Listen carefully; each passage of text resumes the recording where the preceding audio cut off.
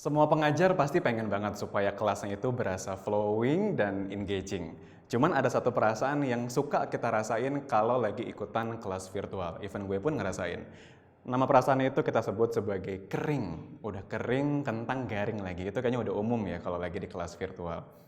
Di sini kita akan coba kenalin ke teman-teman expert gimana caranya supaya kalau lagi ngajar itu bisa nggak kering rasanya. Jadi bisa kayak lebih fresh.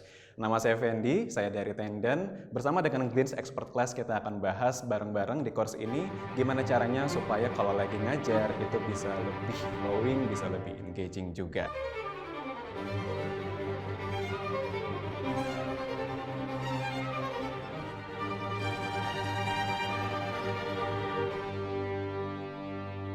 Saya pengen coba kenalin ke teman-teman expert ke satu buah yang ini segernya tuh bukan main. Dia tuh satu buahnya punya satu kandungan air yang setara dengan setengah gelas air minum. Nama buahnya jeruk. Jadi kalau misalkan di jeruk ini adalah sebuah structure konten yang kita pegang di Tenden. Kita sebut ini sebagai orange structure. Nah, maksudnya apa sih orange structure ini? Kita akan bahas dari part yang pertama, yaitu bagian konten.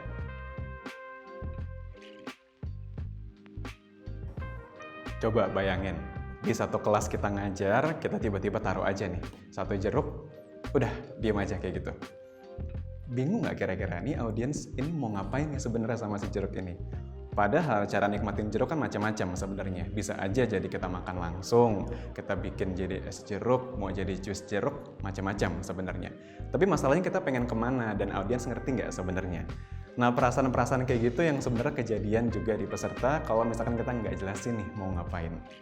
Orange ini adalah sebuah content structure yang kita sering pakai di Tenden supaya bisa punya storytelling yang asik. Nah, orange ini singkatan sebenarnya dari opening, relation, attraction, navigation, game, dan ending. Ada 6. Walaupun outputnya jadi orange, tapi kita suka balik. Pengerjaannya dimulai dari end dulu justru. End ini adalah navigasi sebenarnya.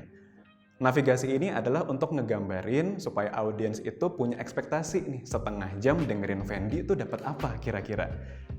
Nah, audiens punya itu nggak nih? Biasanya kita sebutin, tapi kita nggak taruh di slide, yang paling sering tuh kayak gitu. Nah, kita pengen supaya goal itu ada dalam sebuah slide yang kita jelasin. Contoh, misalkan kalau yang saya bikin, kalau untuk dengerin kelasnya Fendi, maka akan dapat tips untuk menjaga kesehatan mental selama bekerja di masa pandemi. Jadi satu slide tuh, kayak gitu. Nah, itu harus ada. Kalau goalnya udah, baru nextnya lagi yang nggak boleh ketinggalan adalah outline. Outline ini adalah gambaran ini bakal dapat apa aja nih. Secara besarannya ada, sekarang mikronya apa. Misalkan, next slide saya punya ada 4. 1. Batasi waktu. 2. Harus bisa untuk jaga hubungan sama orang tua dan kerabat. Yang ketiga, tidur cukup. Dan yang keempat, main game yang cukup juga. Misalkan ada 4 itu nih di slide. Kalau itu udah ada, berarti outline-nya juga jelas. Ngerti dia mau dengerin apa aja. Nah, itu yang harus ada di end yang pertama, yaitu navigasi. Ada goal dan ada outline.